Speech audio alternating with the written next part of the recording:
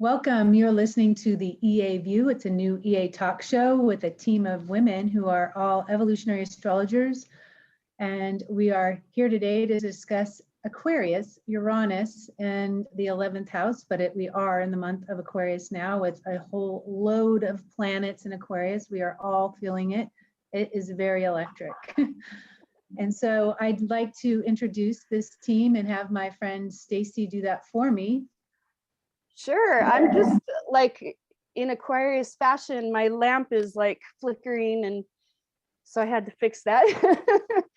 Yes, so let's introduce the women today. We have, of course, Kristin Fontana from the lovely state of Oregon, as well as Deva Green from Oregon. We also have Rose Marcus from Vancouver, Canada. We have Tara All from LA, California, and we have Sol Jonassen from Norway, and yeah, and me from Salt Lake City, Utah. All right. So yeah, international voices, and yes. We're all studying the Jeffrey Wolf Green evolutionary astrology. We're teaching, studying every day, living it, and offering counsel to others. And we're here today to discuss so much about the archetype of Aquarius. Now, this whole idea came up at the end of our natural astrology series because way back when, I remember Jeffrey talking about the soul fingerprint. And we do look at Pluto to uncover the fingerprint and the paradigm itself. But he used to marvel, really, truly, at witnessing people following their fingerprint and really just actualizing what it was that they were meant to do here. And it wouldn't matter what they were doing. It didn't have to be anything on a stage or something that is really magnificent in that kind of big way. It could have been something very simple, just mastering something or aligning with something that just felt like a natural expression of who they are. And I think nothing made him happier than to witness that. One of the reasons is because all souls will tend to, I should say, there are a few percentages of those that do not, but deviate from that fingerprint. And the reason why is because we deviate from our fingerprint in order to feel secure. It takes a lot of courage to stick to that groove and to stay with who we are, the root of who we are. So we're excited to be able to share a chart every month for the archetype. This month will be Aquarius, as a soul that we feel is following their fingerprint.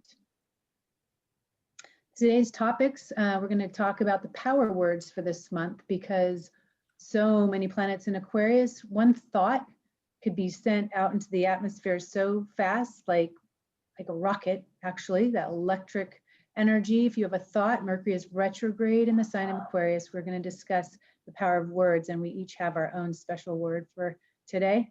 Stacie will talk about the sign of the times and what's going on in the world of Aquarius, linked to a story, international story here today, Pussy Riot. We all know who they are. The signature trans of the month, Rose Marcus is going to head that section and discuss really this new moon Aquarius is phenomenal in my mind. So I'm looking forward to talking about that. Of course, we're going to follow the fingerprint section with Kamala Harris. She is first woman in a position of this status and power in the USA now, minority woman, vice president of the United States. We will discuss what it was about her journey that led her here and how she arrived at this place and where she's headed. I will be teaching a foundational principle. And of course, we wouldn't have, it wouldn't be the same, I should say, without Sol and her comedic input looking at the sign of Aquarius. I think we all need to laugh more. That's what we learned with all that Capricorn energy last year. It is medicine for us all. So we're looking forward to that section as well. And we will be interviewing Prism Dawn, who is a soul studying this work and practicing this work, I believe. And this is our expanding our EA circle section. And of course, we will also be looking at a music or a movie. Today it's a movie that reflects the Aquarian archetype. And we will close with an inspirational message that will be Aquarian in nature, sent to send you off into your journey until we meet again next month. Also, all these beautiful slides, a majority of them courtesy of Prism Dawn, our guest today. So check her website out if you want to, I don't know, like you can hang one of those beautiful things on your wall. Love the look of that. So that's our lineup for today. Now, before we started, we're preparing for this month. I was reaching out to all the women. We all have a special power animal that we talked about last month. And you can see our little nicknames there on the left. Crystallion, of course, linked with the wild stallion. And so the power animal that I'm going to offer today, or not the power word for my power animal, is freedom. Freedom of the wild stallion. And when I think about Aquarius, I do think about the freedom to be as you are in the world, just as you are, without apologizing for it, the freedom to express your own unique individuality. And so freedom is my word. And this month, I'd like you all to think about what are the things in your life that offer you freedom, that give you the freedom to be yourself, and to just encourage you to take steps to embrace more of that. And so freedom is Crystallion's word for the month. Who's next on our list? I don't have the view here. I can't see it either. Okay, Linda lady. We need our slide back. Anybody can go next. Okay, Tara. Hakti Shakti. This is Tara's nickname. You can call her Hakti. You can call her Tara, but you know, Hakti Shakti is my word for you. Okay. Hakti Shakti it is. It is. I love that name. Okay.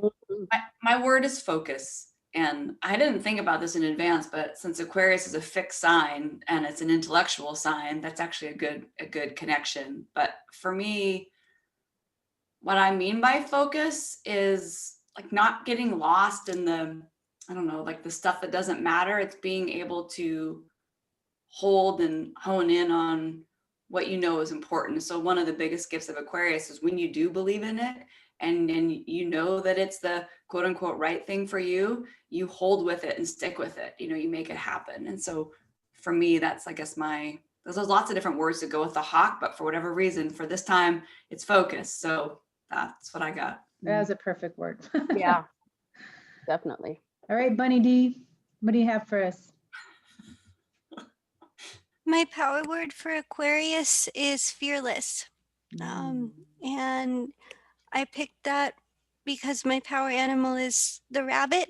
And oftentimes the rabbit can run at hyper speeds in order to hide or in order to protect. And fearless, when you approach things in a fearless way relative to Aquarius, you can accelerate your own growth, you can accelerate your evolution, and oftentimes break free or liberate from many fears that are holding you back from the intended acceleration that Aquarius brings. So I offer this word for the month because when you approach Aquarius from a fearless standpoint, you maximize the potential for liberation. Excellent. Yeah, I love that. I think it's a great month to be fearless with all these Aquarius planets. It's really encouraging that because you can't go back to Capricorn. Right. All right, Soul. Wait. What's the nickname? Silverback. Silverback Soul. There you go. Yeah. Silver Soul. Silver Souls. I like Silverback. Silverback's got your back. All right, Yeah. girl. What's your word? Well, evidently, part of why I picked Silverback, my love for that animal is because it's such a protective guardian kind of energy. It really has your back. So my power word for Aquarius, actually, combined with that Silverback medicine, is trust. Mm-hmm. And if you want to be yourself as you are, as crazy and eccentric and original and weird as you might feel, you have to trust that that's a good thing for you. You're starting to trust your new expression. Mm-hmm. When you come out of Capricorn and you leave behind all the conditions that you've previously put on yourself, I have to act like this, or I have to behave like that, and I have to say this and that in such an order. that you have that kind of control mechanism kicking in. But when you let go and you surrender into yourself and you individuate as you are, you really can just have trust. You have to trust that this is the path I'm on.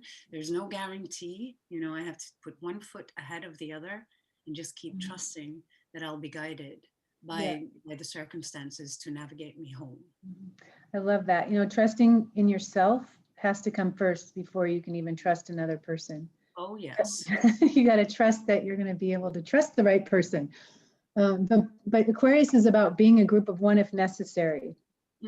That's what Jeffrey used to teach. And feeling like if I have to do that to be who I am, then I'll do it. And I'll trust myself to be able to walk in the world in that way. Definitely. Very attractive thing when somebody is actually just walking to the beat of their own drum.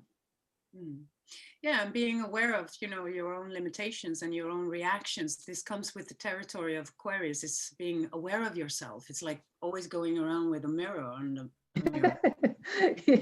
yourself and your actions. Yeah. Watching yourself. All right, awesome. Rose, we've got the owl lady, Lady Owl. Lady Owl, yes. So my totem animal, the owl, has extraordinary vision. So my power word for this month is insight, IN-sight. And the owl has an extraordinary capacity within the eyes. It can go from telescopic to micro vision in a second. And the eyes are extraordinarily light sensitive. And by light sensitive, I mean that it can detect subtle movements or subtle changes in the light frequency. And this is important in this particular month with all this Aquarius energy. You know, Aquarius, it is about having that super sight or that super intelligence mind. And we're right now with Mercury retrograde. Mercury retrograde is an introspection archetype. So I encourage you to observe and to take in that information and to tune inward to see what the visions are on the inner plane. We have that, that merging of the outer realm and the inner realm. So insight is my power word for today. All right, let's see that mug, girl. You got a new mug. Cheers to the owl. I didn't see it. Let's see that again. Harry Potter owl. Yes, I love it. Magical, so mystical. Yes. Oh, and I just have to tell all the listeners, if you're at home and you know what your power animal is, go ahead and get yourself a mug and join us. All right, Stacie. Okay, so my power word for this month is authority, relative to Saturn in Aquarius. And just to kind of demonstrate the spirit of what I'm channeling here, there was a wolf that became very famous, who was introduced into Yellowstone Park, and she was this alpha female. She was known as the 06 female, and she was just her physique was just striking, but she also had this incredible capacity to hunt, and she was just very much. She just did things her own way. She was courted by, I think, 5 different males, like big, impressive alpha males, and she rejected them all. And she waited, and she ended up forming a pack with 2 brothers. And what would happen is they would go out in the hunt. Normally, a wolf pack will hunt in a group of 4, where two chase and then 2 tackle and whatever. But the 06 female would do it all by herself. And she had this strategy where, you know, you'd have an elk and she would just face it directly head on in the most dangerous position. And then she would run at it and turn her jaw and grab the throat, and she could take down an elk just by herself. And so she really taught these brothers how to hunt. And she taught her, the cubs that she raised how to hunt as well. And one of the unfortunate things about her is that she did get darted and collared, and her behavior started to change, and she wandered outside of the park, and a hunter killed her. And the pack thrived for a time, but they are no longer considered a pack. So it's you know, it's kind of a sad story, but her legend and the individuality that she showed, I mean, she did things her way. And so that is why I choose the word authority. Yeah, do it your way. Yeah. Okay.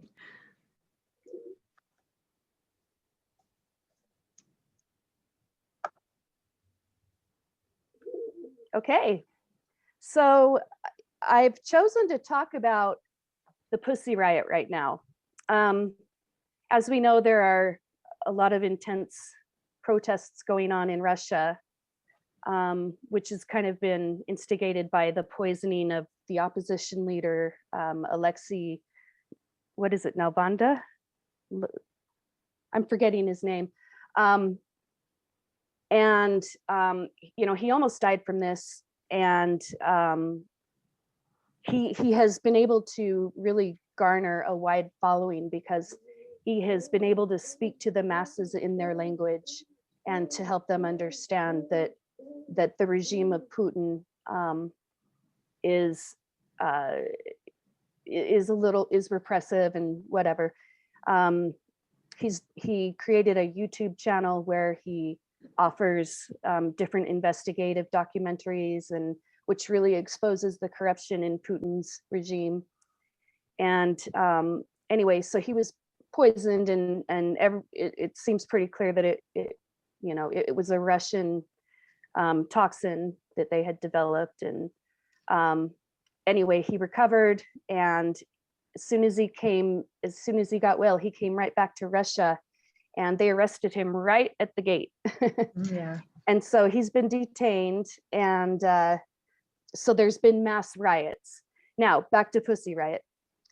Pussy Riot started out as 3 women.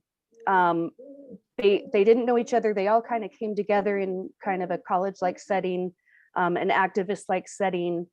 Nadia, the leader of the group, the conceptual leader of the group, has a very strong streak of feminism within her. Masha is another member who had a very strong humanitarian streak within her.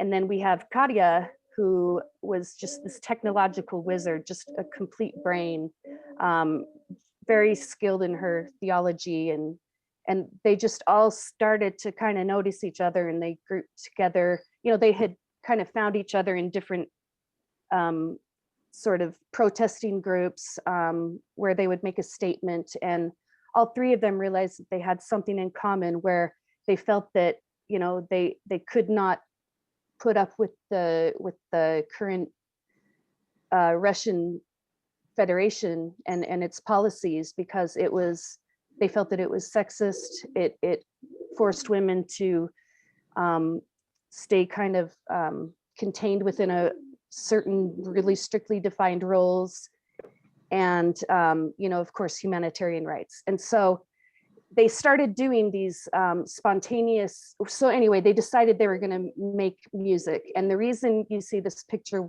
with the baklavas on their head with the eyes and the mouths cut out, they actually did that because they felt that Anonymity.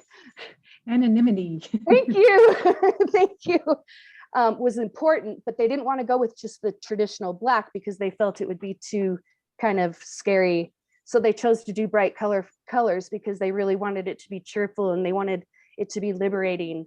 And so they would just find, you know, public spaces, and they would spontaneously perform. And they chose some really controversial places to perform their music, which was politically criticizing in its nature.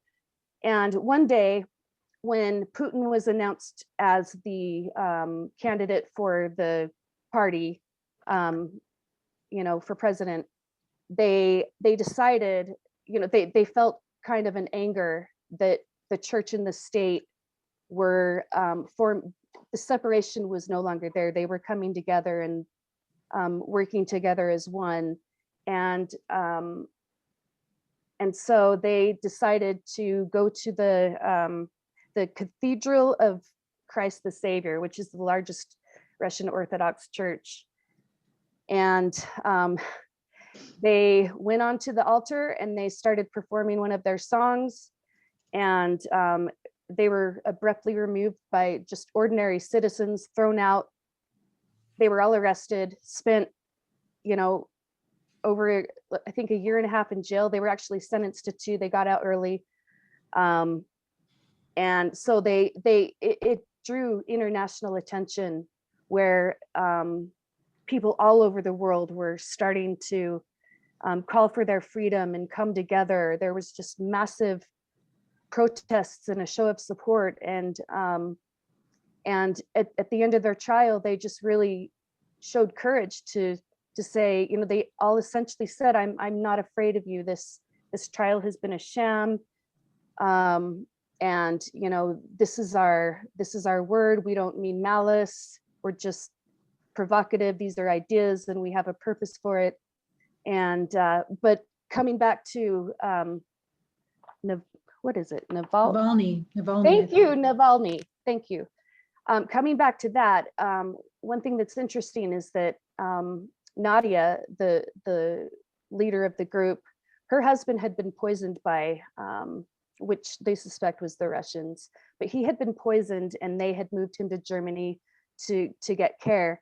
And what they ended up doing when Navalny was poisoned, Nadia actually played a direct role in transporting him to Germany through the same people to the same location. And so it's just a very interesting thing. They've come out with a new video called Rage, which is pretty intense.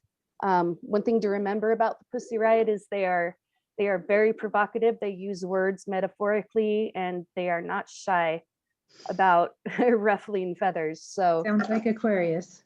yeah. So what do you guys think? What do you think about Pussy Riot? I mean, I was just going to say this is a perfect example of a group of women that are accessing a tremendous amount of courage to follow what they feel is true for them. And, I think for all of us, the bottom line when we leave this world is we all want to look back and feel like we did everything that we could to evolve or to use our voice or to express something.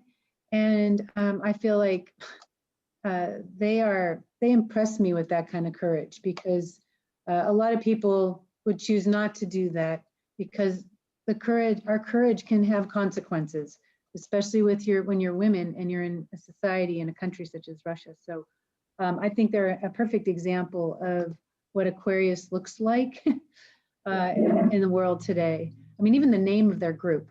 I mean, come on, that's just right. Creating a shock for other people. Just the name of their group is going to have those women in the church saying, oh, no, so that's my feeling about it. Anyone? Yeah. And their whole intention is to get people to think. So yeah, to think differently, to open their mind to, consider this or that. All right. Well, it looks like we need to move forward. Thank you for that, Stacie. Very Aquarian in every direction. Signature transit for the month, we have Rose Marcus spearheading this. And while we don't have time to discuss all of the transits this month, the new moon in Aquarius is quite exceptional, I feel. And so I'm going to hand it over to you. Oh my goodness, isn't it ever? It's just, I love this new moon, which takes place at 23 degrees of Aquarius. And it involves, as you can see on the screen there, it's just jam-packed with Aquarius energy. And we have the moon traveling over a lot of planets. This new moon is really, I think, gearing up from February 9 right through the 19th of the month as the moon makes a few aspects and the rest of the planets come together. But a new moon in Aquarius it is about breakthroughs, and it's about innovation, and about coming up with something new. And it's these flashes of inspiration that you may have. And, you know, we've just come out of all of this Capricorn energy, and we've started the new year, and Saturn has moved into Aquarius, Jupiter has moved into Aquarius, but we've still had a little bit of a hold up getting through the start of the year. And this new moon has so much dynamic energy to help you to get started on something new, to download something new, to have a new insight. And, you know, Aquarius is all about risk taking. So this is really allowing for a lot of courage to try something different, and perhaps to find that it's the perfect thing for you. The new moon has several different things going. First of all, the transiting nodal axis, the south node's in Sagittarius, the north node is in Gemini. And when we look at this chart, we see Mercury is retrograde right at the moment. So Mercury retrograde in the sign of Aquarius.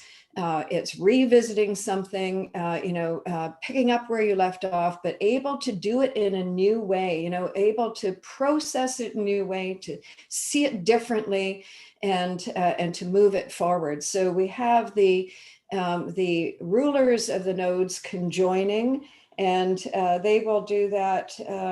Gosh, I had a list of transits here just shortly after the new moon takes place. On the new moon, we have Venus and Jupiter together as well too. And Venus is all about how you are evaluating, and it's all about relationships. And really, in terms of this new moon, I think it's a lot about your relationship to yourself first and foremost. And Jupiter is about truth. So it's about recognizing in yourself something that is very true or very real for you, and being able to take that and implement it. Along with this new moon, there's so many components of it. I'm not sure whether it's in, I have to put my glasses on now. Yes, okay. Juno is conjunct the south node, and Juno is the contract asteroid. So on the south node, it is a suggestion of revisiting some kind of contract, or some kind of, I always say, a covenant, or a pact, or a promise you made with yourself. And so this is, again, a revisitation of something that you kind of put in the treasure chest that said, you know, I really want to get to here. And this new moon kind of sets up that whole dynamic. The new moon takes place with Pallas Athena as well too, right beside, right beside the sun and the moon. And Pallas Athena is creative intelligence. It's a third eye. You know, it is the master strategist, and it's about how you piece everything together. So, and my power word, insight, fits perfectly for this new moon as well too. Flashes of inspiration are an Aquarius thing. Look for this new moon as the dynamics of the new moon, the 9th, the 10th, the 11th, the 12th, the 13th, the 15th, the 19th. These are all trigger dates. So new moon launches a new cycle. New moon is, bringing us to the full moon later on in the month. But I'll tell you that this is, stand ready, stay alert, keep your eyes open, allow yourself to observe and to see what comes to you, those sudden flashes, to take the ball and run with them. Ladies, I open the floor to you. I could go on and on about this, but I absolutely love this new moon for, hitting the ground running. Well, I wanted to say a couple of things. I mean, I just have a list of things that I love about this. The Jupiter-Venus conjunct exact, and they're in a new phase, not balsamic. So this is adding to that new beginning. Also, I love that Mercury retrograde is coming back to conjunct original Lilith. When we think of Lilith, I would call it your feminine fingerprint, the feminine nature within you, and being able to access that uniqueness of that feminine energy, whether you're a man or a woman, but also as a woman to, you are a woman in the world and you're wanting to empower yourself, you're not doing what you feel you were designed to do, it's a wonderful way to recover more of that. And even, you know, and for a man, it would be just to be able to establish more balance within, because the goal really is to be able to bring into balance the masculine and the feminine within us. And so I just love the Mercury retrograding back to conjunct that Lilith. It's a very empowering little piece, and it will give you insights in how to do that or how to feel more empowered. And lastly, and then I'll let someone else speak here, I love what Mars is doing here progressively. Right around the third week of February, Mercury will move direct, 20th, 21st, Rose, and trining Pluto at the same time. So think about it.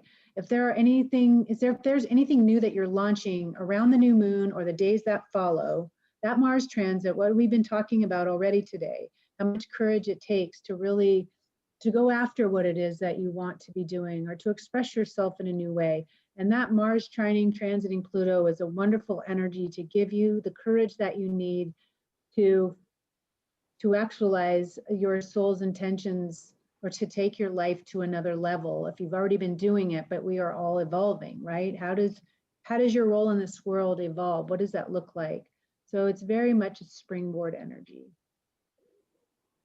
Just wanted to add a few pieces on the medical challenges with this particular combination of energy, because it does have a physical aspect to it, and Uranus is firing up the nervous system, and you can see there's a square between Mercury and Mars. And people, if they have the tendency to think a lot or overthink things, it will certainly not diminish during this particular transit. I mean, it's a bit top heavy, you might say. So, I mean, I'm sure there will be brilliant solutions to old problems, no doubt about it. Love but that. if you feel your nervous system is running a little crazy and the trauma aspects come up really strongly, because the Uranian correlation to also, you know, sudden events and stuff that shifts really quickly, then it's a good thing to do is to just breathe. That Mars in Taurus is giving us a very nice pointer that use your body, use your feet, get grounded, because this is really, the antenna is on. So just have a connection with your sensual nature. Anything you can touch and connect with on a physical level will be very balancing for this particular super stellium that we haven't seen for quite a while. So. Yeah, and one more point on that Mercury retrograde square Mars as well too, and that takes place the day before the new moon on the 10th, and you might find that you are compelled to speak up or speak out or take some action, and it might be something that's a little bit jarring for you. But the transits afterwards with the new moon on the 11th, Jupiter and Venus together, and the next day with Mercury and Jupiter together, have a suggestion of, even though you think like, oh, I blurted that out now, oh God, and now I've disrupted everything, it looks like it sets up the right conditions to, as Kristin just used the word, springboard you someplace, and hopefully someplace good. Yeah, that Mars and Taurus is sextiling Neptune also. And to me, when I feel that, it's your instinct is pulling from something higher. It's wanting to heal something. It's wanting to resolve something. Just yesterday, I saw a film that triggered a lot of trauma for me. My nervous system was going crazy. Past life stuff, I'm sure, but it was very rattling, and I felt, you know, like I didn't know what to do with all the energy and racing around in my body. Now, this is like observing something, right? When we're watching a movie, and just the act of watching something or observing something in the world that's happening can trigger unresolved trauma from the past with these signatures. But with the Mars sextiling Neptune, your soul is maybe bringing it up into your consciousness, or bringing up to your physical world right now, even though if you're not part of that movie, you're observing it. So you can heal something that's unresolved and allow the old to be done and the new to be born. So I love the transition of this because it can help you put the past to rest. It can help you deal with things that are unresolved and any kind of PTSD linked with whatever might be occurring in your life potentially, and then to hopefully find a way to, heal it, culminate it, resolve it, right on the same day that a new moon is happening with all the Aquarius energy.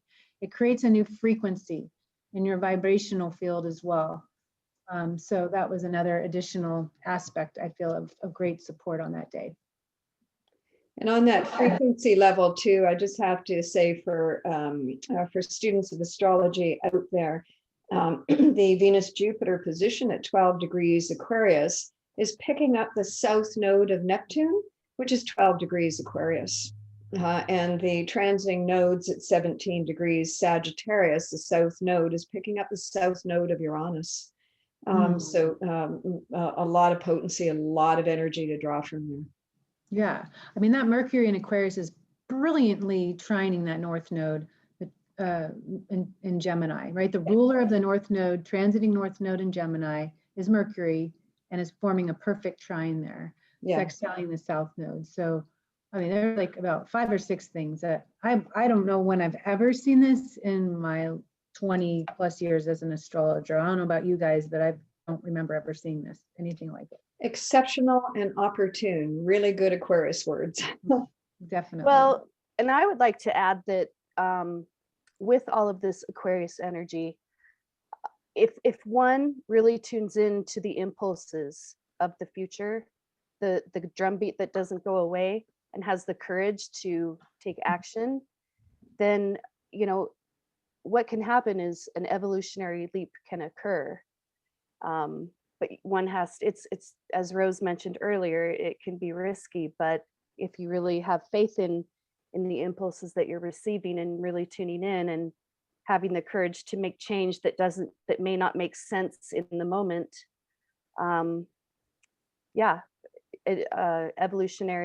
evolution can accelerate.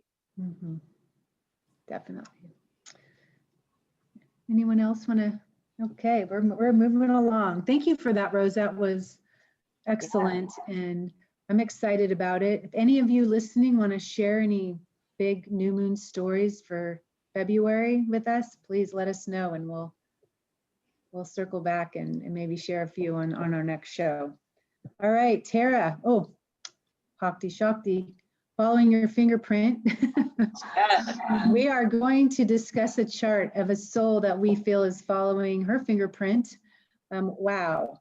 It doesn't matter, you know, what side you're on with this. This is a historical time for this soul and actually for the world. So go ahead and do your thing. All right. Today we're going to talk about Kamala Harris, and just briefly before I get into the background, she doesn't have many planets in Aquarius.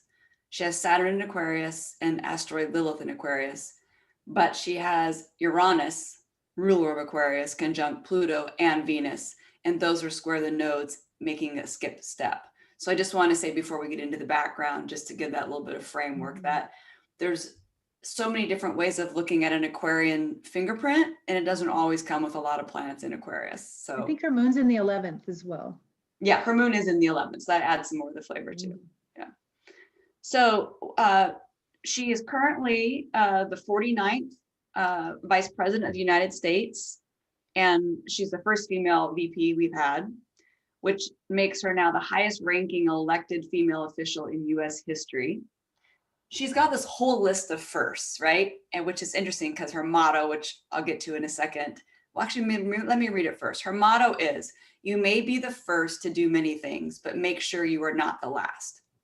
She's first Black VP, first Indian American VP, first Black woman elected district attorney in California, first woman to be a California Attorney General, and first Indian American senator. She's got a lot of firsts.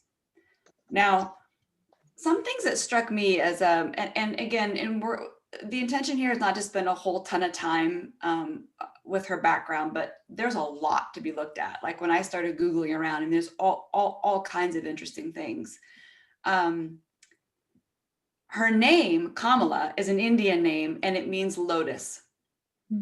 And lotus is the flower of rebirth and enlightenment. And I find it just interesting how, and her name was chosen intentionally, but I don't know that they chose it intentionally with these particular pieces here. But it is very interesting how oftentimes our name is such a part of following our fingerprint, whether our parents even knew it when they gave us the name.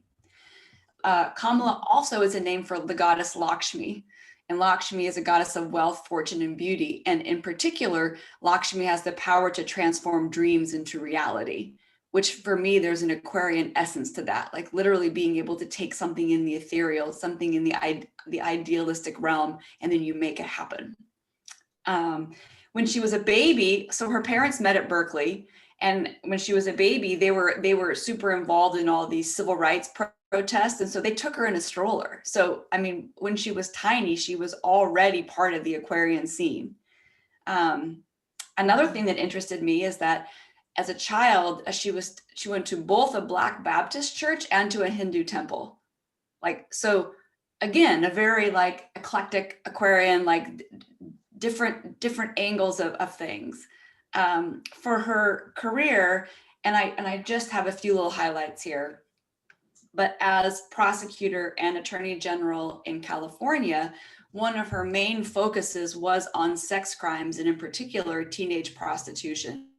And one of her biggest goals was to reorient the way that law enforcement actually looked at that, to actually see those women or those girls as victims. Because at the time there was a tendency just to see them as prostitutes and not to see the victim side of it. So she was very active in that. She also, during the housing crisis, she won a historic mortgage settlement.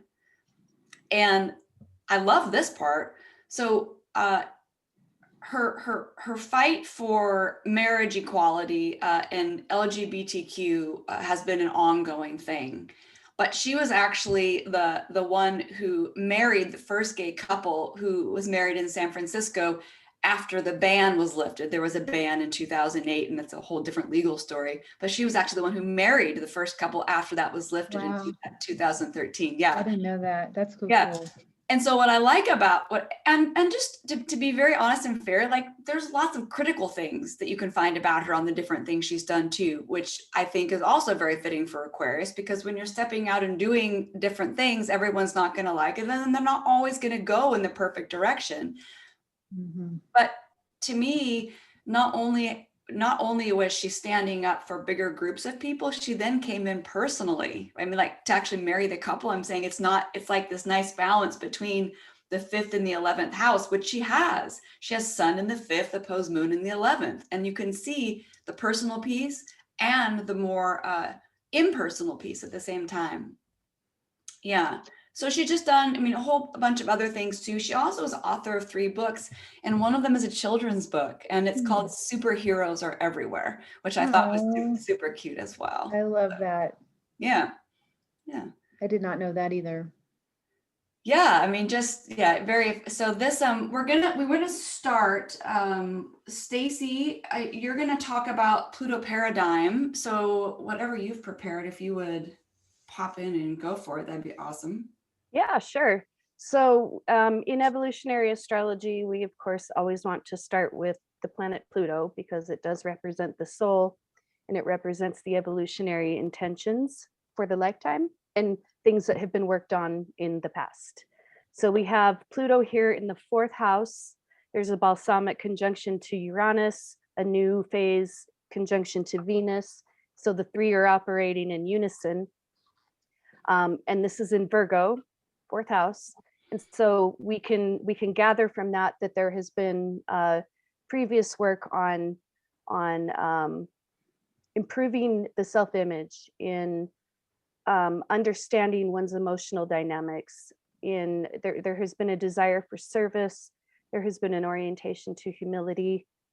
And with that, I don't want to get too much into it because Dave is going to talk about it, but we can see that with that balsamic conjunction to Pluto, there's definitely an intention here to culminate an evolutionary leap with the self-image. to perhaps break free of feelings of inferiority.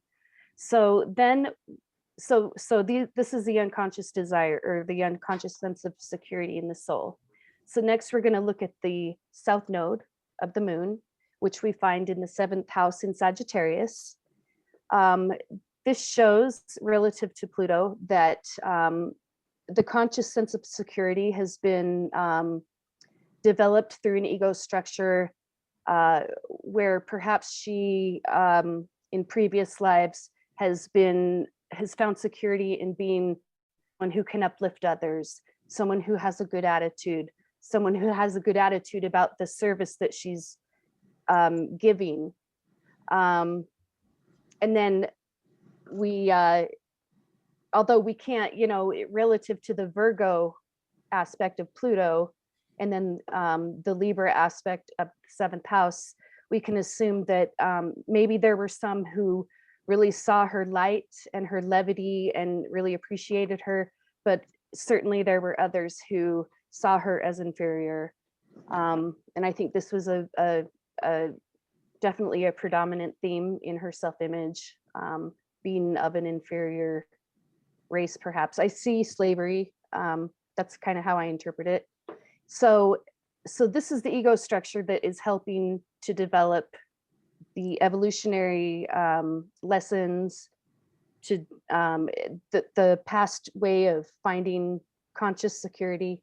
So now we're going to look at the South Node ruler for how that was developed, and we find Jupiter in Taurus retrograde.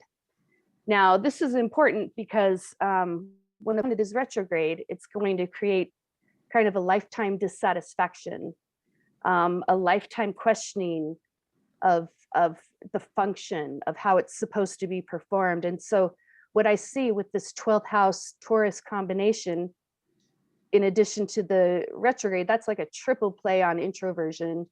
So I feel like she spent previous lifetimes asking these really deep inner questions within herself, but not feeling free to really express it. And so anyhow, so now we're going to look to the polarity point, where we're going to integrate the lessons of the Pluto in Virgo in the 4th house. So the inner security, the desire for service is going to be evolved and integrated through a social role that she is intended to achieve. We find Chiron on that polarity point. It's retrograde. So that means that part of this process is going to mean tapping into prior lives where she has had wounds that she is ready to heal, and to do it on behalf of others through her social role. The North Node is going to show how the egocentric structure is evolving. And we find that in the first house in Gemini. And so what this tells me is through this position of authority where where she's now integrating this drive to individuate and to find her self-worth and to be of service and to then manifest it in a role of authority in a career. This is going to occur through an ego structure that is going to be very instinctual. It's going to be instinctually gathering information and a diversity of experiences in order to understand the environment, in order to understand how things work, how things are put together, because that's one of the key ways that Gemini finds security, is through knowing its environment and knowing how it works. And to facilitate that process, we have the North Node ruler, Mercury in Scorpio in the 5th. And I think we can all agree that we're seeing evidence of a definite talent where she is able to really pierce the duality between what is seen on the surface and what is going on underneath, and to understand the discrepancy, to understand the motives, to understand the bottom line.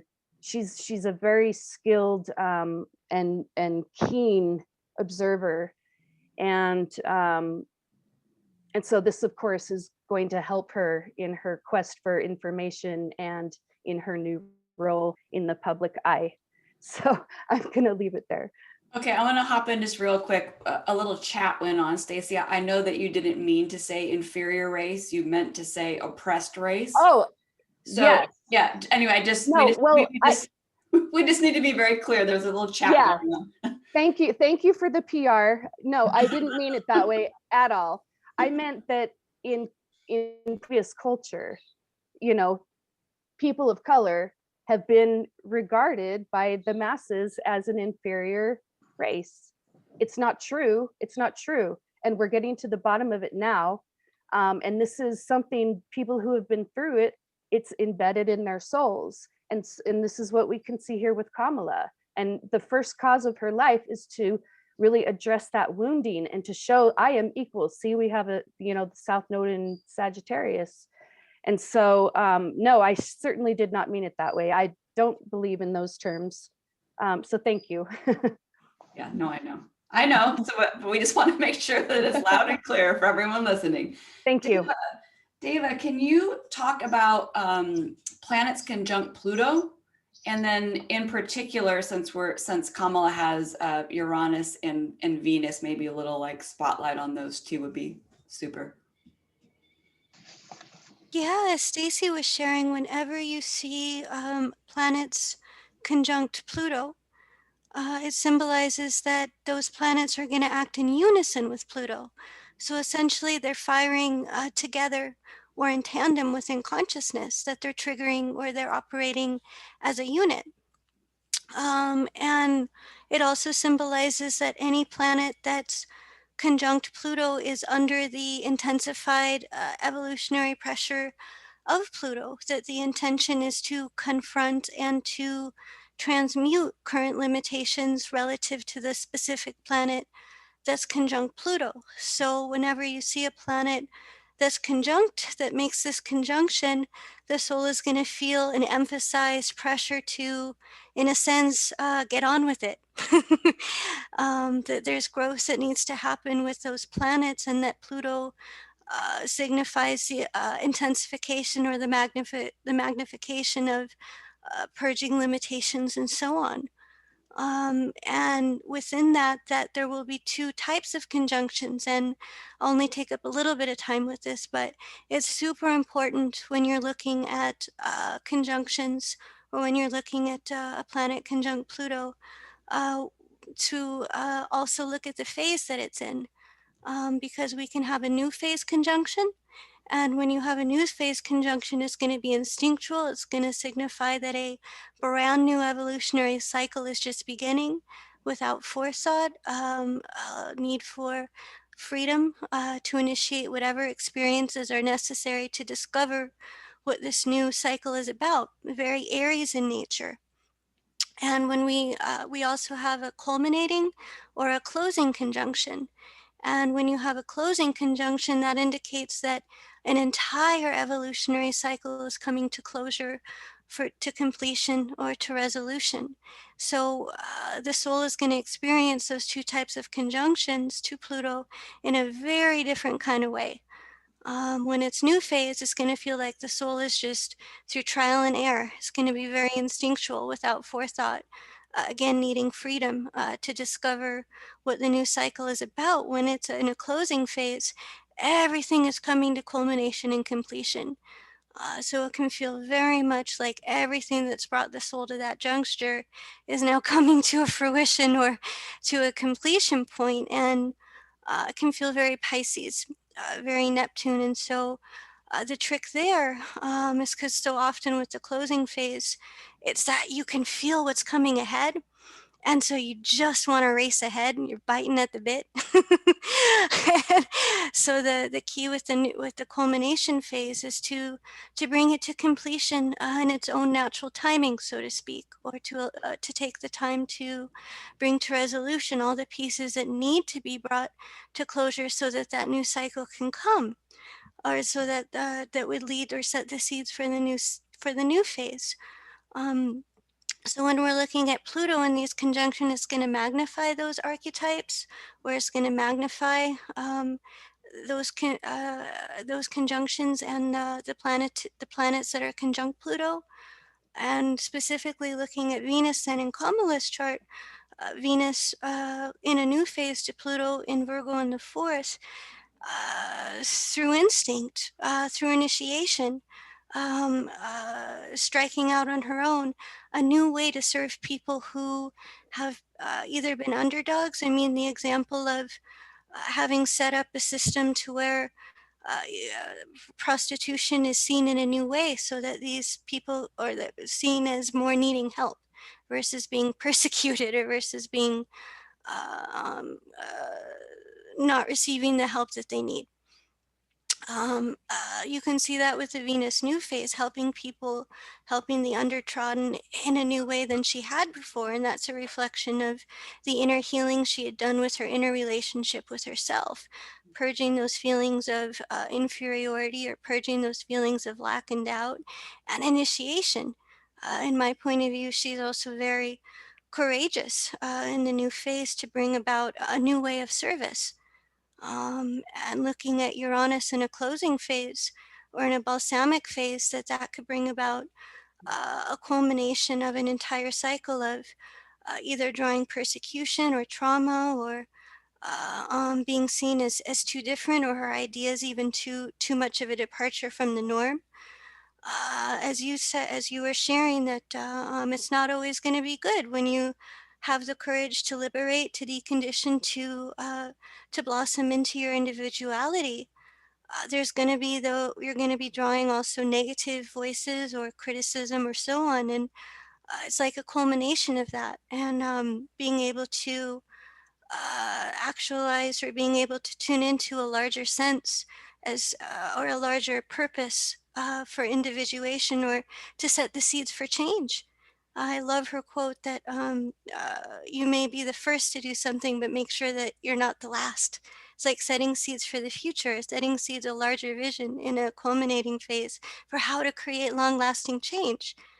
And from my understanding too, to bring this to summary and to open it up, that one of the large reasons she was picked for this role, she had the courage to challenge pre-existing assumptions in ways that people are very rare to find. Being able to challenge those who were either limited by beliefs, the South Node in Sag in the seventh, and bringing new insight, or being able to North Node in Gemini in the first, activate her voice to challenge those assumptions, to bring in the new. So you can see that with the Venus new phase and also the Uranus culminating phase. Awesome. Yeah, it's awesome. I feel like with the balsamic, or the closing phase with Uranus and Pluto, I always feel like with that balsamic phase, it's like it's bringing things to a meaningful end, and there's always an element in some ways of like sacrificing of the self for the future, right? And I mean, she is the vice president now.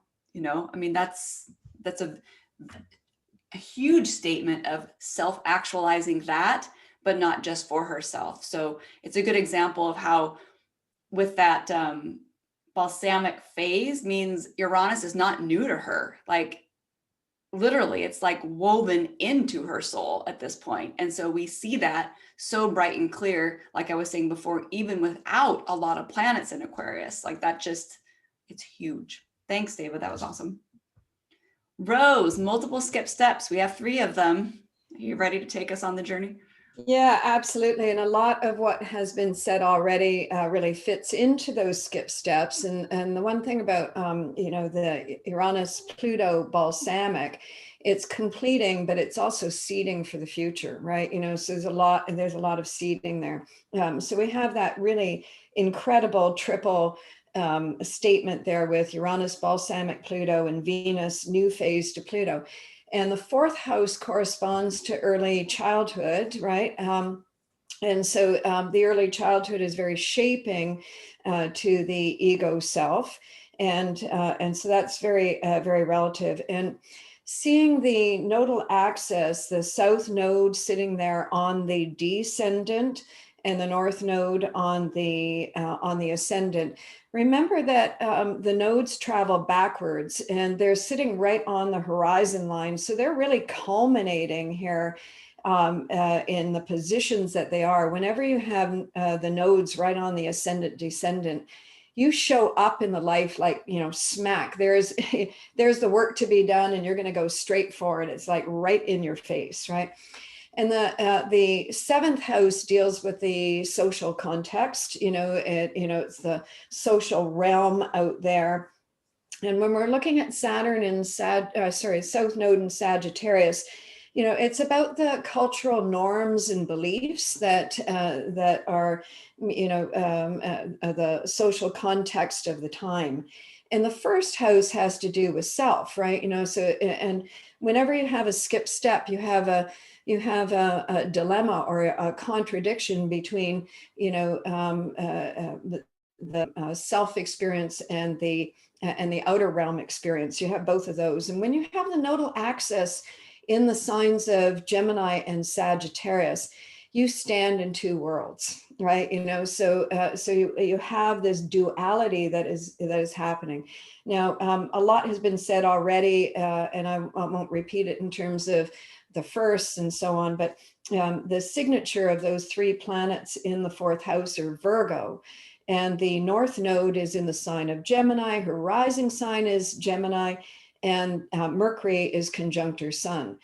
So that's putting a lot of added emphasis on the North Node. And the North Node is experiential. And it's also the first house represents you come into the best biological atmosphere that's going to set you up to experience whatever your soul deems is appropriate. And I just kind of wanted to run through this because she's already standing in that North Node, and she does that from several. I had to list this for myself just so I could remember all of that. But first of all, she's mixed race, and that's Gemini, so she's got more than one thing going on there. Her parents split when she was 7, and she actually was living in kind of two different worlds: her mother's world and her dad's world, right? And that fourth house as well too. It's interesting because the 4th and 10th houses represent the parents, and traditionally the fourth house rules the mother. And she said that she took a lot of inspiration from her maternal grandfather. The maternal grandfather was all about democracy and women's rights. So we have the male energy advocating for the feminine. So again, 4th and 10th houses correspond to gender identities as well too. And this is an interesting theme all the way through. In terms of, her family were immigrants.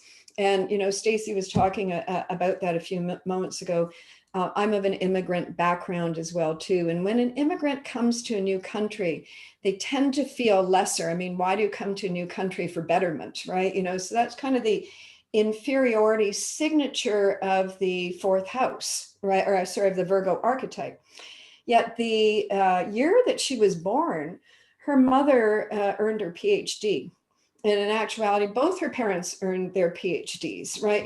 So we have that, we have this duality that kind of runs through the themes of her life. It's a very interesting thing. So when she went to live with her, to visit her father, they lived in a predominantly Black neighborhood, and the children in the neighborhood wouldn't play with them because they were Black. So there's this segregation thing that goes on, right? As she starts kindergarten, she's living in this, kind of Black neighborhood. It was called the Flatlands.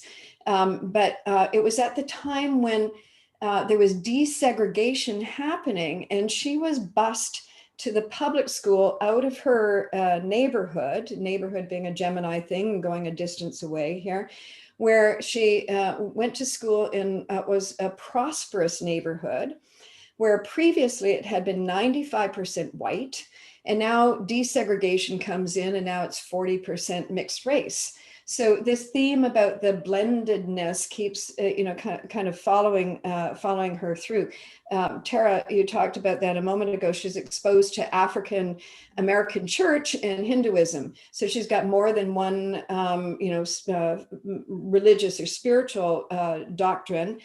And then her mother gets a job in Canada, in Montreal. So now she is moving to another country where she's exposed, and she goes to a school where the language is French. So now she's got to be bilingual. And there's so many things here that come into play that give that Gemini ascendant of having to experience the diversity in life, right? Another thing here was that in high school, a friend confided in her that she was molested by her stepfather, and her mother insisted that this girl come live with them. And later on in life, Kamala said that that incident helped to solidify her commitment to protecting women and children as a prosecutor later in life. So it's like exposure, exposure, exposure, exposure. And I just think this is really interesting now that she is, of course, and she's had all those first, and now she's the first VP of mixed race and so on. But this is a really interesting statement in the gender pieces as well, too. And excuse me if this offends anyone, but, a vice president, if you just think about that kind of in a standard role, a vice president, that would be second in command, correct? And a second in command would be kind of the normal role for male, female. The male is first and the female is second, right? And so we've got that kind of old way. But here we have Camilla in the second position, and we're lauding her because this is a position of power, right? So we're changing the concept or the framework around what it means to be second in command. Okay.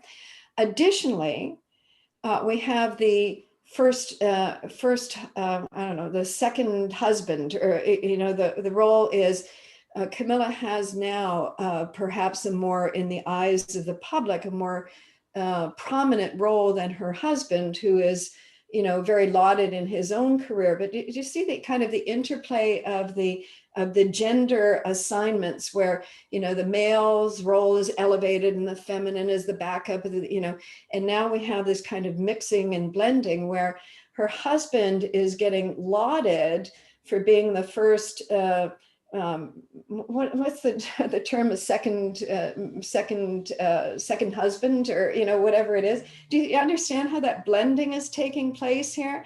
And this is all conceptual changes. And so Kamala is her living body experiential track is demonstrating, and a South Node in Sagittarius is kind of a social role modeling type of archetype as well too. She's completely set up to change cultural standards, change the way we are relating to one another and so forth. It's all this blending at these various diverse levels, right? And in terms of all of that, that Mercury position right beside her sun in Scorpio, relative to the fourth house and the dilemma piece of Virgo, which is, an inferiority complex, standing on that kind of threshold here, do you say, well, I'm inferior and I back down, no, this is, moon and Mercury in Scorpio that says, I'm taking all of these experiences and seeing them as empowering tracks, as empowering vehicles in order to move this forward. So the polarity point, 10th house and Chiron up there, she has a special destiny to present herself in social service. And it is through social service and through representing in this way Capricorn career path and taking a position of authority that she gets to demonstrate to the world, a whole different model of who we are as people, and how we should be relating to one another and respecting one another. And the statement with Pisces is we are all one. You know, we're all the same, right? Hey, Rose. Yeah. I just wanted to say that he's referred to as, her husband is referred to as a second gentleman. Second And- gentleman, thank And you. he did quit his job to become the second gentleman. But do you understand that, like in previous, Yeah. a few decades ago, it would have been shame Totally, for the man to allow the woman to lead, you know, to be first. You know, if the woman was the one earning the living, and the husband was a stay-at-home, it would be shame. Mhm. And now it is respect. You know, Yeah, so we know the Pluto Venus new phase is, you know, she's in charge. He's the second gentleman, and the Pluto Uranus balsamic Uranus being the ruler of Saturn and Aquarius, is she's still second in line, right? That's Yes. a balsamic. She's still, so she's got the second in line with the president, but she's first in line with her husband. So you see the straddling of that Pluto Venus Uranus conjunctions. Amazing. And that's and the Gemini thing is like this domino effect, you know, like, you know, and how they're all interrelated and how all of those puzzle pieces are working together to change the prototypes. Mhm. Awesome. Isn't that brilliant? I mean, and, you know, Right. it's just such a statement of her chart. Her chart is brilliant to look at. It's a wonderful example. Great work, research on that. Thank you for all the information. There's a lot of that I didn't know. Cool. All right, Soul. Mars Saturn opposition. Oh yeah, yeah. Well, Kamala Harris. Well, I'm living far, far away from everything happening over there, so I get a perspective, I guess, that is not so into the details. I don't know that much about politics in the United States, but I know a great what she's done. You know, she was just new to us when she got introduced. You know, she was a new name for a lot of people over here. But the way that I've gotten to know her background and what she stands for and everything, you know, you can just see it by the look of her eyes. And we're talking Mars in Leo here. She comes off as quite the warrior archetype. Mm-hmm. She feels very courageous, unafraid, precise, with a very sharp intellect. And people wouldn't want to get in a debate with her because they would most likely lose due to her capacity to hold perspective, which is ultimately the word for air. It's perspective. And there's this whole, if you look at the overall elements in this chart, you can see there's a lot going on between air and fire. And she has that speed to it, you know, this swiftness of the intellect that comes with the combination of air and fire, and the capacity to express it. But the advantage with Saturn opposing Mars here, it's about to culminate into an opposition, but the evident and obvious advantage with this is that she's disciplined enough to not let the fire get her. You know, it sort of chills things down. She gets perspective.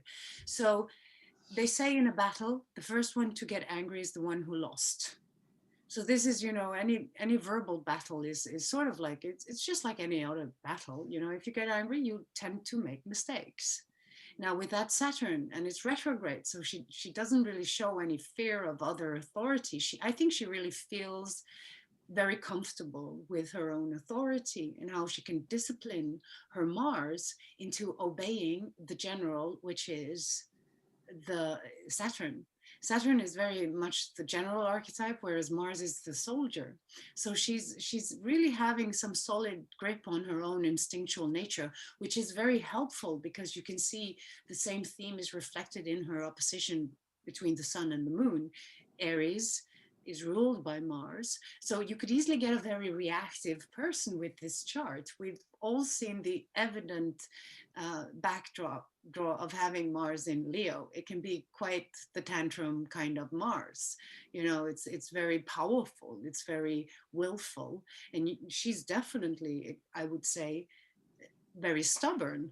You know, and that could be a good way when you're supposed to, you know, it can be good in some areas, but also, you know, as you look on, you look at that opposition, you have to include the T-square to Jupiter in Taurus, being the ruler of her south node, and Saturn being in the 9th house. So there's some definite legal, you know, authorities that she's showing, but she's also showing that there is could be like a bleed through of some stubbornness that comes through from her previous incarnations. And I'm sure that will be the one thing that, you know, she will have to work on as she progresses in her career. Like she has to let go of some certain fixated ideas and opinions in order to evolve further.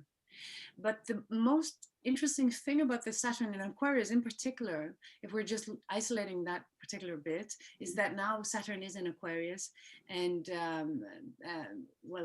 icons like George Orwell was born with Saturn in Aquarius, and we know the book that he wrote was 1984, and there's been all this talk about 1984 lately. So when you look into her involvement in the tech industries, it's quite big actually. She's quite into, she wants a transparent internet, for instance. She wants, you know, she's been up against Facebook a couple of times, and, you know, really wanting them to make internet a consumer safe place. Although she's also, you know, in as you know, being mostly in California, she was also known to be very friendly to the Silicon Valley people, right? So there's this whole thing coming up the next years with this technology industry that we are now all facing. And I think we will see her engagement there, hopefully being more tuned towards the people's needs, what, you know, the consumers' rights and privacy, combined with transparency in the tech world. So this is where we can probably see her, you know, rise to her potential, because she knows a lot about this particular thing. She knows a lot about what's going on, and it will be one of the hot potatoes of the future as we are now entering into Saturn in Aquarius. And it might be nice to say Saturn in Aquarius is such a good thing, but it's about surveillance mostly. You know, we're going to see some very nice, and not nice, but actually how we're being censored and surveyed online right now is it's quite scary actually. And I think our privacy has been largely intruded upon thanks to internet and phones that keep listening in on our conversations. And this is, I think, will be where we will see her really getting into the moral and ethical fights, because with that opposition to Mars, there's she will definitely be her warrior self in legal fights, you know, really, you know, doing justice to hopefully truth and transparency, and to the rights of each individual for their privacy. So this chart is very much oriented towards moral and philosophical questions as part of a political rule, being Saturn being in the 9th house. You know, what are our beliefs? You know, what is our basic beliefs and values in that sense? So she's definitely a woman of this time and age.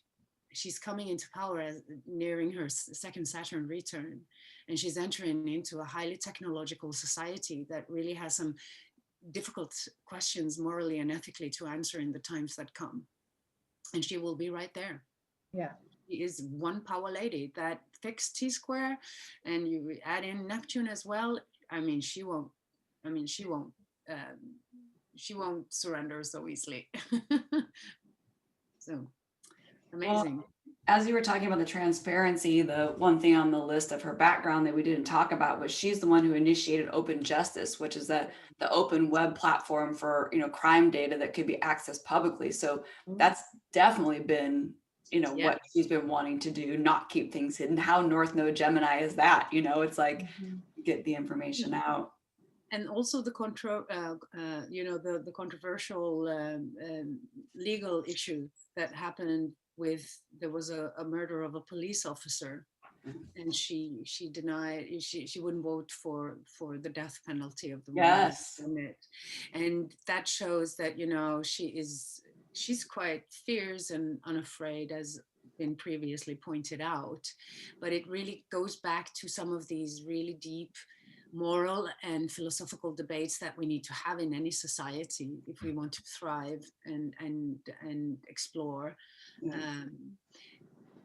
our potential as a race. She's very intelligent, that's without a doubt, you know, and this is a lady who is, I think, you know, she's just unafraid of being gender, you know, Aquarius can be quite gender blind, it can be in many ways race blind, you know, like, and I think for her, just assuming power was just like, of course I'm supposed to assume power. I don't care if I'm this or that or woman or what, you know, I identify with my capacity, my talent, my intelligence, and she has so much of it, right?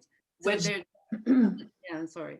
No, I was just gonna say, which even if we like removed everything else from the chart, just Pluto being a skip step is like reclaiming your you know, your personal power. So even right there, just at the basic level, we can see it. Did you have more, Sol? Interesting, you know, that Jupiter. I'm curious about that Jupiter in the 12th house as well. You know, and that Pluto as well, the persecution complex that comes with it. Sometimes, you know, like I don't think that this will be an easy run for her at all. You know, there will be hidden elements popping up everywhere, trying to bring everything down again, because that's the ongoing battle for the moment, as I can see it from my perspective, from where I'm sitting. You know, I'm not in the middle of it. Yeah. And yeah. So. Well, anytime we have all that Pluto action, it's never about easy, right? So, I mean, that's. No, you can't avoid Pluto. It's going to be intense. Yeah. Sure. You can understand, but no, it's going to pull you right out of it. Yeah, but for a person who's born with that energy, you know, that's normal to you, you know. So I think it's always important to remember that too. Like those of us who have super strong Pluto in our charts aspecting a bunch of stuff, like sometimes it's harder to deal with what's calm and not complicated than what is, because that seems more foreign. So, and I think with her sun in Libra, that speaks to some of that, right? Because part of the purpose of the sun in Libra is to find balance, to find equilibrium, you know, to find the spot that's not quite so, I guess, intense or whatnot. So I have Moon Sun opposition, which fits perfectly with what you were talking about, Sol, because we're still in opposition land. And I just wanted to mention, first of all, that no matter what aspect we're looking at, it's always about integration between what the two planets represent. But the opposition is like the ultimate example of integration. And so when we're looking at someone who has a sun moon opposition, we're looking at the need to get awareness across the way, right? So that we can integrate those two aspects of self. So to me, and there's a lot of different ways to go about this, because we have sun moon, we have moon in Aries, sun in Libra, which again is more of the self and other, or the me and the we, me on my own versus me in relationships. But then we're also working with the 5th and the 11th house, which is, there's kind of these repeating, what I would say, signatures of me and what I want and what I do and what I need versus how I contribute to something greater, to how I partner with someone else, to how I relate to life. So some of the notes I had in here, I think balance of relationships is a huge part of what's going on for her. And when I think about this idea of integrating just sun and moon, you know, the moon is so much of our innermost self. It's how we really feel we are on the inside, right? And the sun is then how we are more consciously aware of what we are, our sense of purpose, what we're like shining out there in the world.